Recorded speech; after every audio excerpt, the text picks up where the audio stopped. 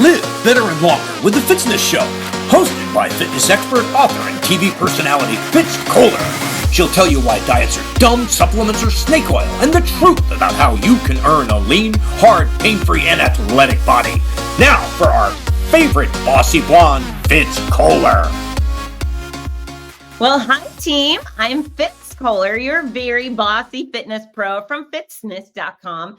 And welcome to the Fitzness Show. I've got lots of things to tell you about today.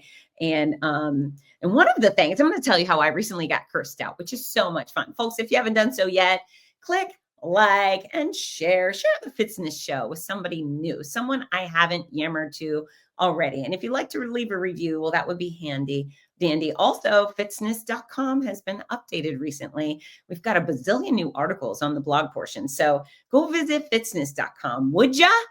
Would ya? Okay, so starting with things I want to tell you right now, this week, I officially finished my manuscript for book number 5. I'm so freaking pumped. Now, this is 34 chapters plus an intro plus a bye-bye section. So kind of, you could call it 36 chapters, but I'm not. I'm saying 34. And it is so all-encompassing. This book is a fitness book designed to help grown-ups from 18 and older live better and longer, to look great, feel great, perform great, be of ideal weight, and I don't know, all the other stuff that it's very all-encompassing. Not only is it filled with exercise and nutrition and quality sleep information, but there's chapters dedicated just to women and just to men, just aging and just people raising families. And oh my gosh, there's complementary care, massage, acupuncture, and I don't know, I'm probably not selling it as good as it should be, but there's a lot. And so the manuscript is me generating original content. So I go blah, blah, blah. And I've been doing this for almost a year and a half, putting all of these words into pages. And, and then now I've taken all the words and I've provided it to a handful of people to say, read it and tell me why you hate it. And that's how I do when I write a book. They are called beta readers. And I say, beta reader, take my book and tell me why it's garbage, why you hate it, why it sucks, and tear it apart. Thankfully, nobody has hated it. In fact, they seem to love it a lot, and they're in very different genres. I have college students reading, and maybe like 50-year-old women and 70-year-old men, and a couple in between, and everybody has found chapters that are very relevant to them. So that's exciting to me. The only other chapter that I need to create to generate content will be the large how-to pictorial photos with instructions section so people know how to exercise. I did that with Your Healthy Cancer Comeback, and I think it's a great part of the book. People really use it, and it's one of their favorites, but it's a pain in the can. Anyways, I'm done with the actual manuscript part, though, and I'm thrilled. So hooray for me. I did a social media post. You guys have been cheering me on. Hooray. And I'll allow that because it's a lot of work. Books are colossal amounts of work. It's funny how many people will say, I'm going to write a book one day. And I think, oh yeah, have at it. Give it a try. Now, mind you, I encourage everybody, if you've got a message mass amounts of people need to hear or a story that would be compelling, great. But it's really a hard thing to do. And it's just never freaking ending process. I've been writing this book since I think I started January of 24. And it's taken a while. But anyways, manuscript's done. It needs a lot of editing, and I'll have proofreading and professional layout designer, professional cover designer. There's many paces this book needs to go through. But for right now, I'm feeling very proud of myself. So high five to me. Okay, here's something else. The other day, I think it might have been Thursday, I posted a little Instagram reel talking about how to respond when people are mean to you. And I was saying that I have haters. I have people that are mean to me. Oh my gosh, you would die if you knew how many. I've dealt with all the things you can imagine. And we all do. So I'm no sad case, right? But I've dealt with some really horrible, hateful people. But this was unusual this weekend because I had a vile, disgusting, horrible man who's been mean to me in the past, or I'll say nasty, come up and shout in my face for 2 solid minutes, cursing at me. I think he came close to 10 F-bombs. And while he was shouting at me and threatening me. And he got so close in my face. I thought he was going to hit me. In fact, I definitely thought he was going to hit me. And I thought, okay, try it. Try it. You're going to have a real bad time, not only today, but for a very long time if you do it. But I kept saying, don't curse at me. Don't curse at me. Don't talk to me that way. And he just was so hostile and horrible and vicious and disgusting. And so he's someone at a place where I work, and I don't think it's safe to work around a person like that. That's so hateful and horrible to me. But I didn't let him ruin my day. It was one of those things where I said that I had published this video, and I was saying, don't let people steal your joy. Hey, everybody's got an opinion, and their opinion of you is none of your business, right? People are entitled to hate your guts. In fact, anybody can hate my guts. Golly, there's a few people I prefer not hate me, but if they want to, that's their business, right? Or think mean things, or just think I'm ugly, or I don't know, a bad dresser. They can think those things of me. That's not going to ruin my day. I expect people to be professional if we're around each other, courteous, right? But they don't have to love me or think I'm fabulous. But anyways, I make this video talking about how not to let people steal your joy with their horribleness. And I was able to go have a great day. I was able to focus on the wonderful things that happened that day and really put him in perspective. It's just like, it's him. That's him. He's awful. And can you imagine living inside that mind, like that guy who's so horrible, how septic, how toxic those feelings, those emotions must be for him. So yeah, I don't want to work around him anymore, but yeah, I'm so happy that I was able to walk away and think like, my life is still great. My life is still great. So you're going to have somebody who's horrible to you, who says something mean. Maybe it's your sister or your mom or your dad or your aunt. Even with those people, it's your job to shake it off and find a reason to be happy. Don't let anybody eat up your entire day. I found it so very ironic that I post this video of not responding or not letting mean people get the best of you. And then of course I have the worst person, and I didn't let him get the best of me. And I feel very proud about that. So yeah, I mean, whatevs. People are crazy. People are some people are wonderful, but we certainly have a percentage of lunatics out there. And I dealt with one. That was an interesting experience. But yeah, I was able to walk away with it. Maybe I had a few minutes of real like, that was bad. But once I got it off my chest, I went on and enjoyed my day. So hooray for me. And I hope that person goes to counseling. Okay. Here's another thing I did recently. I've been ballroom dancing. I did the Dancing with the Stars competition last year, and I loved it so much that I've been taking private lessons once a week for, I guess, about a year now. And I really enjoy it. And I haven't done much dancing outside of the classroom, just me and my instructor, Michael. About a month or so ago, I went back to that Dancing with the Stars competition as a spectator, as just someone in the audience. And they do these dance breaks between, maybe there's 5 competitors up front, 5 in the back, and they have a open dance floor with a DJ in the middle. And I got to dance with my instructor, cha-cha and salsa and all sorts of fun stuff on a real dance floor with real people and a DJ. It was so much fun. And so there's this local place here in Gainesville, and it's dated. I've never been there, but I've heard that they have these dance parties every Saturday night, every 2 weeks. And I've been wanting to go for a very long time, but because I work elsewhere all the time, I've never been able to go. And finally this weekend I went with my friend Bill, who's also a ballroom dancer. We just had the best time. You walk into this place, it's kind of a time warp. You would think it was 1982. It's just crazy. It's hard to describe. It just draws you back. It's not been updated. The decor hasn't been updated. It was fine, but it was very dated. And then I was the youngest person in there by at least about 20 years besides Bill.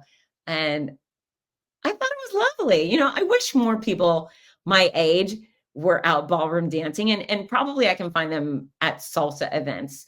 But yeah, it was really neat. I got to dance with Bill a whole bunch. He's actually a champion dancer. He does pro amateur. He's an amateur, dances with a pro, and they take home first at competitions all over the country. But we had fun dancing together. And then some of the other guys would come and ask me to dance, and in their 70s and their 80s. And they were so classy. They were so nice. They would come over to the table where I was sitting and say, can we foxtrot or can we tango?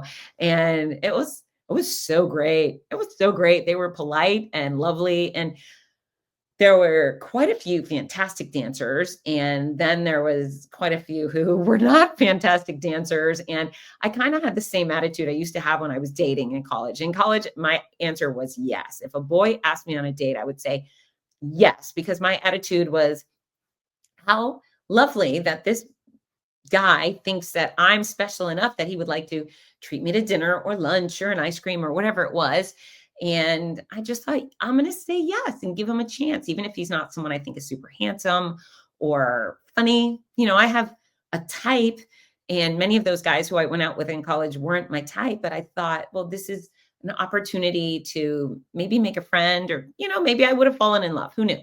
But yeah, it was kind of the same thing with all these guys coming over to the table and offering the opportunity to waltz with them. And it was really charming, really, really charming, a whole bunch of fun. And it's something I would love to keep dancing for the next 50 years. So hopefully one day I'm an 85-year-old chick out there dancing with the 85-year-old guys. Maybe some young 40-something comes and I get to dance with him. But it was great. It was really lovely. And I would say that most of the people I hang out with here in Gainesville are like, I would say the average age is 80 plus, because they're all my friends at the dog park are pretty up there. And then of course they got Billy Bob, who's 100, who throws that curve up pretty high. But yeah, cool group of folks. And I had fun. And you know what? I could have thought, well, I've never been there before, so I'm not going to go. Maybe it'll be weird. Maybe it would have. Who cares? But I had a great time, and I'm definitely going to go back. So dancing. If you have any interest in dancing, more than just wiggling your fingers and shaking your thing at a wedding or a nightclub, look for a ballroom dance class wherever you live. They're all over the country. I think the most popular brand is Arthur Murray, but there's independent instructors that could meet you even at your local fitness center. Their hardwood floors that they do group fitness classes are perfect for ballroom dance. So you don't have to do all the dances. If you really hate Latin dances, you don't have to do them. You could stick with foxtrot and waltz and tango, or you can do the opposite. But it's a good time, and I get a pretty good workout most times, but they're very gentle. There's no boom, boom impact the way you get with running, for example. It's just peaceful and it feels great, and you forget you're burning calories because you're having such a good time. So highly recommend the ballroom dance. And we will be right back. Are you looking for the perfect gift for a loved one battling cancer? The Cancer Comeback Series by Fitz Kohler offers hope, inspiration, and practical guidance. With Your Healthy Cancer Comeback, My Noisy Cancer Comeback, and the Healthy Cancer Comeback Journal. These books are a lifeline for all patients and survivors. Right now, you can order autographed copies at a special discount. Show your support and help a loved one go from sick to strong. Visit Fitzness.com today. That's Fitzness.com. Fitzness.com. We're back. So I had a few questions on Instagram. I thought I'd answer them here too, because they were good ones. Someone asked what my favorite muscle is to work. Well, technically all of them. I'm obsessed with strength training, and I love to do everything. And I especially love plyometric exercises, or exercises that are me versus gravity. Lately, because of my own Fitzness challenges, I've been doing an endless amount of push-ups and angry ups and burpees and squat jumps and lunges. And I can see my body changing. It's so wonderful, because where I was scrawny and fighting to get muscles back, I finally feel like pre-cancer fits. I finally look at my arms and I go, okay, they're the way they're supposed to be. So I love exercises, me versus gravity. But lately, I would say my favorite body part to train, and that was the question, would be my legs and glutes, because again, that's really one of the areas I've been working on. I like strong legs. And here's the other thing. I wear short shorts, not inappropriately short, but I wear short shorts, and I'm a mini skirt girl. I look super strange in long dresses. So it's nice to have strong stems sticking out from underneath shorter shorts and a mini dress or a mini skirt. So yeah, legs, that's my favorite, but I love them all. And really, it's so hard to choose. It's like choosing your favorite child. Who can do it? unless one of your kids is a real jerk, and then maybe you can. But my kids are both equally awesome, and so I don't pick favorites. I do have a favorite son though, and a favorite daughter, which don't tell them. Shh. Okay. Other question. What is my favorite summer activity? Favorite summer activity is water sports. I like being dragged behind a boat. I like doing water skiing and hydrosliding and even bouncing around on an inflatable behind a boat. Any activity where I can be dragged behind a boat is my favorite kind of activity. I also love surfing, even though I'm not very good at it, and jet skiing. So great question. But yeah, hot temperatures, warm water, rowdy playtime. And who's my hero? That was a cute question, but I don't have a hero. I don't have a person, but I do have all the people, all of our men and women in uniform, whether they're first responders or military or veterans. Those are my heroes, people that actually will put their lives on the line for freedom, for the US of A. I will worship outwardly, fanatically, like a freaking fangirl for the rest of my life. Thank you so much. If you're listening and you've done any of those things, know that I think you're the best. The cats meow and all the cool things in the world. Thank you. Thank you. Real hero stuff. Anyone who's volunteering to put on a Kevlar vest or a fire suit, for crying out loud. If you are a person who's willing to run into a building that's on fire, whoo, hero status. Just the second you get hired, instantly you qualify. Okay. This weekend, I had the Donna Mother's Day 5K, and the Donna puts on 3 events each year. It's the Donna National Marathon to Finish Breast Cancer. Then there's the Donna Mother's Day 5K and the Donna TPC 5K in October. We had a wonderful time. It's just a special event. And Amanda Napolitano, my race director, she does a stellar job bringing in extraordinary sponsors, and the layout is always fantastic. And then the people who show up are warm and fuzzy, and they ooze appreciation. They're just happy to be there. And everyone who shows up seems to have been touched by breast cancer in some regard. We have men who show up who have breast cancer or have had breast cancer. And of course, it's like hundreds of women. It's just awesome. Just awesome. It's so fantastic. And it's interesting. I'm starting to get a little more used to it. So I used to host this ovarian cancer race, and that one really gutted me. It was stressful, and we had so many women who are on basically death's door coming out to do the event, and we lost quite a few immediately after the races, and it just it hurt. It hurt a lot during the event and after. And then I do have that same experience with the breast cancer runs. Breast cancer is so much more curable. The odds are really in your favor with breast cancer. It's 94% cure rate. Unfortunately, 1 in 8 women means we still do lose too many women. But I show up now, and it just hurts a little less. I can look more at the joy, at the accomplishments, and I get to grab each survivor. And now, fortunately, they make a beeline to me. I used to chase them down. It's not something they used to do at the Dawn. It was something I did. I thought, okay, I want to meet her. She's a survivor. Let's go grab her, find out what her name is. Let's celebrate. How many years is she cancer-free? And so for years now at the Donna, I have been chasing down women and men with the survivor bib saying, wait, come here. And I put on miles. You have no idea how many miles I run within maybe a 30-yard space. I work so hard. But now finally the women, they know the routine, the ones who have been there before, and some who even don't, they're getting it. They're now finding me. They come towards the finish line and they're making a beeline for me, which saves me many steps. And mind you, I don't mind doing the work, but I definitely work so hard at these finish lines. So it was great this weekend. They were just coming straight for me. And, every one of them, we find out what's your name and how many years cancer-free are you, or where are you in your treatment? And the crowd goes wild for them. And it's great for that person being celebrated, but I think it's also really beneficial for everybody else, all of our spectators, because they get to outwardly celebrate people. I think that feels good, showing legit support and cheers. And then it gives them hope for, the person they love at home going through cancer care. So it's just a fine experience. It's just top notch. If you have not been to one of our races, you should. The Donna National Marathon to Finish Breast Cancer is, I think it's February 1st this coming year. And look at the schedule, but registration opens in July. We also have an opportunity to do virtually. And if you're far away and you don't want to make the trip, then do it virtually. Money goes to the same place and you get the same beautiful medal and shirt. We do a half marathon, 5K, and then there's a 110-mile ultra. Some people do it during the whole Donna weekend. They run 110 miles over the course of 2 days.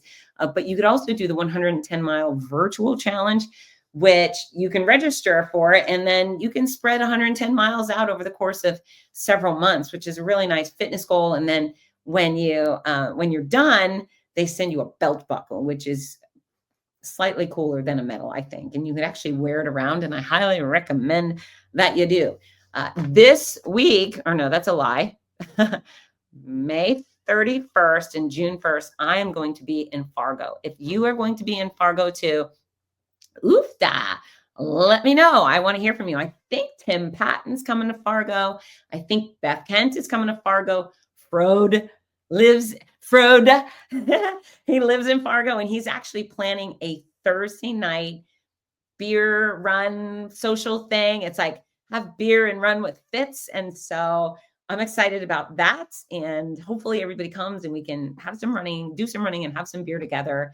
And I've been told I'm going to answer some questions or something or other, which is just fine by me. But we have a lot of fun planned in Fargo. If you'd like to come, discount code is Fitzness. It's my brand, Fitzness. And yeah, sign up now. There's still room. We've got a 5K, a 10K, a half, and a full. And I think kids races. I think there's no more dog race, but what else? We're gonna make the best of whatever is happening in Fargo this year. The rest of my race announcing schedule is at fitzness.com. If you go there, right on the front page, there's a big banner that says Fitz's race announcing schedule. Click there because I'm going to be everywhere, absolutely everywhere, ad nauseum. And I would love to see you. If you haven't done so already, go to fitzness.com and use the contact Fitz form and share some good questions with me, because I want to talk about what you want to talk about, and your cues really help provide me with a reason to give some A. So I love you. Get to work. Bye, team. Hi, this is Rudy Novotny, the voice of America's Marathons. We all love how much running has benefited every aspect of our lives, so much so that most of us only wish we'd started sooner. Wouldn't it be wonderful to give the opportunity to children of today?